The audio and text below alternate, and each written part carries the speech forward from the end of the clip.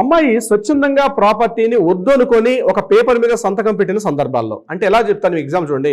ఇటీవల నా దగ్గర ఒక కేసు వచ్చింది. ఆ అమ్మాయి ఏం చేసిందంటే తన మ్యారేజ్ సందర్భాలు, ఇప్పుడు 25 ఇయర్స్ మ్యారేజ్ అయిపోయింది.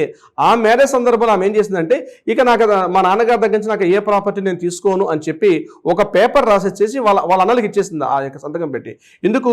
మ్యారేజ్ ఖర్చుల నిమిత్తం ఒక ప్రాపర్టీ, అప్పుడు ఉన్నటువంటి ప్రాపర్టీ అమ్మి తను పెళ్లి చేశారు కాబట్టి నేను ఇతరత్ర ప్రాపర్టీస్ మీద నాకు అవసరం లేదని చెప్పి ఆ అమ్మాయి అప్పుడు సంతకం పెట్టేసింది. కానీ గడిచిన ఒక 5 సంవత్సరాల నుంచి ఒక్కసారి రియల్ ఎస్టేట్ వ్యాపారం బాగా పెరగడం, అక్కడ అంతకు ముందు ఉన్నటువంటి అప్పుడు ఒక 5 లక్షలు 6 లక్షల రూపాయలు నుండి ఎకరం కాస్ట్ ఈరోజు అక్కడ 2 కోట్ల రూపాయలు ఎప్పుడైతే ఎకరం పెరిగిందో ఆ అమ్మాయి మరలా వచ్చి, సార్ నేను మళ్ళీ దీని మీద కేసు వేయొచ్చా నేను అంటే, మరి ఏమై నువ్వు అప్పుడు కేసులు నువ్వు ఒప్పంద పత్రం మీద సంతకం పెట్టేశావంటే నేను పెట్టేశాను సార్ అన్నారు.